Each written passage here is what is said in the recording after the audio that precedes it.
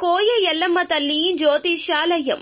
ఎక్కడెక్కడ ఉన్న వారికైనా ఫోన్ ద్వారానే జ్యోతిష్యం చెప్పబడును. విద్య, ఉద్యోగం, వ్యాపారం, ప్రేమించిన వారు దూరం కావడం, భార్యాభర్తల మధ్య గొడవలు, అత్తాకోడళ్ల మధ్య మనస్పర్ధలు, కుటుంబ సమస్యలు, ఆర్థిక సమస్యలు, పెళ్లి కుదరకపోవడం, సంతానం ఆలస్యం కావడం, స్త్రీ పురుష వశీకరణం, చెడు ప్రయోగ నివారణ మొదలగు ఎటువంటి సమస్యలకైనా పరిష్కారం చూపగలరు. స్త్రీ పురుషులకు ఎటువంటి సమస్యలు ఉన్నా నమ్మకంతో కాల్ చేయండి.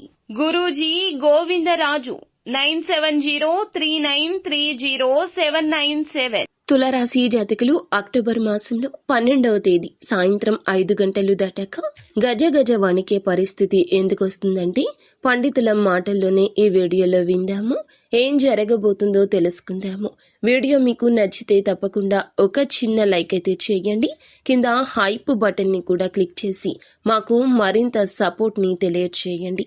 ఈ రోజు ప్రత్యేకంగా ఎందుకు ఇలా జరుగుతుందంటే గ్రహ చక్రంలో శని, రాహు, చంద్రుడు ఒక ప్రత్యేక స్థానంలో ఉండడం వల్ల వీరికి కొన్ని ప్రతికూల ప్రభావాలు ఏర్పడతాయి.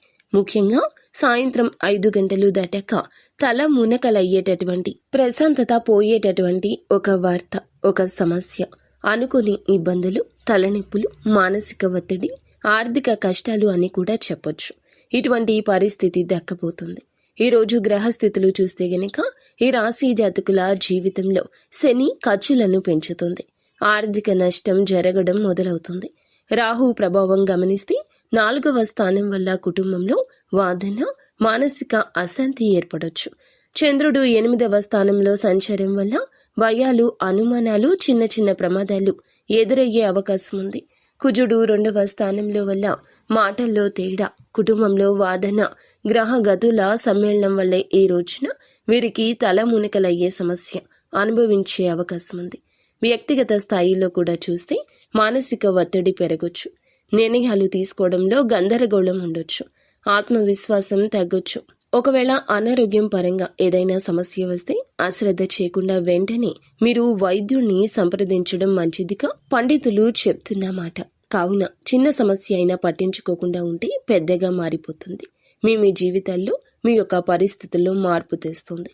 కావున జాగ్రత్తగా ఉండండి.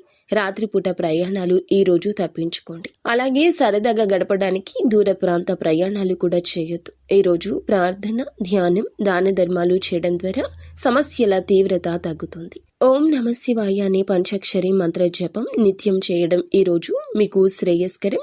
ఆత్మ నియంత్రణతో ఓర్పుగా వ్యవహరించండి. అంతా మంచి జరుగుతుంది.